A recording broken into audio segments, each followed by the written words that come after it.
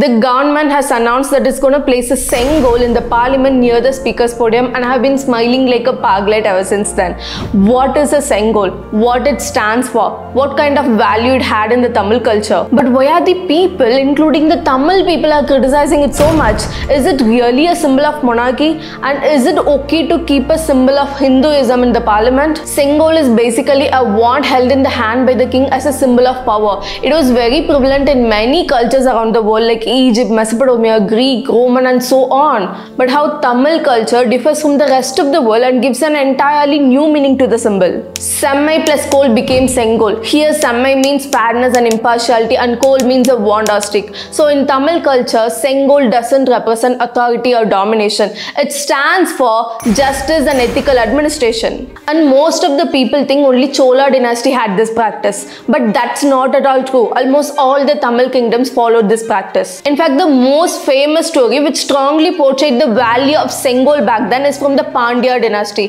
Silappatikaram, my most favorite Tamil literature, talks about the life of a woman named Kannagi. Kannagi and her husband Kovalan lost all their wealth and went to Madurai, the capital of Pandyan kingdom, to start a new business. To make some money for investment, Kannagi gave Kovalan one of her silambu, which is kind of an anklet, to sell it in the market. Unfortunately, the silambu of the queen of the Pandyan kingdom, which looked exactly like Kannagi's silambu, also went missing at that time, and that was stolen by the goldsmith of the palace. Now Kovalan goes to the same goldsmith to sell Kannagi's silambu. Then that goldsmith used this opportunity and accused Kovalan of stealing the queen's silambu. So the king Pandyan Nedunjaliyan ordered to get Kovalan killed. Now Kannagi, hearing this, who already lost her husband, was devastated. She went to the court, argued with the king and proved the innocence of her husband in front of everybody. The very next moment, realizing that he had done injustice to an innocent, the king Pandyan Nedunjaliyan said,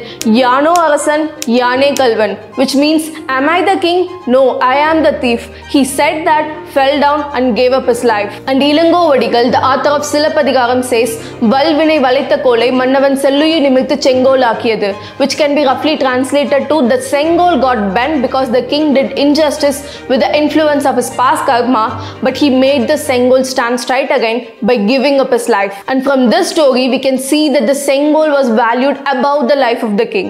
Thiruvalluvar, the most celebrated Tamil sage, wrote a lot about preserving the value of Sengol.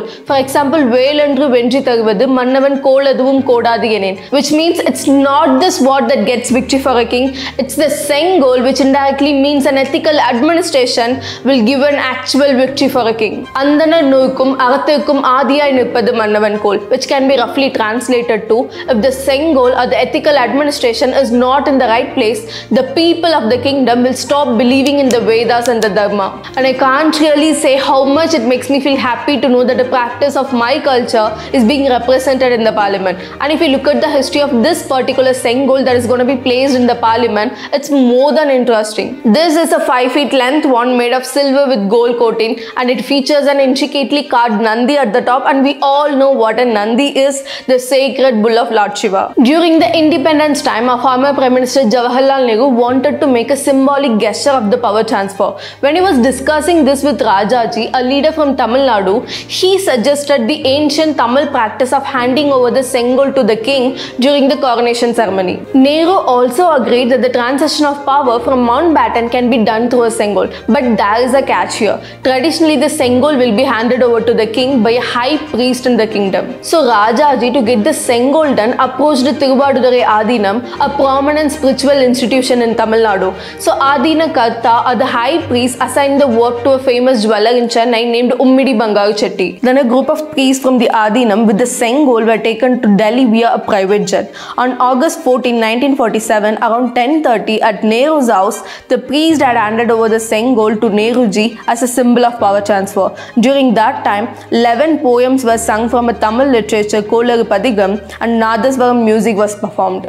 Then that Sengol was kept in the Teen Murti Bhavan, which is the residence of our first Prime Minister Jawaharlal Nehru.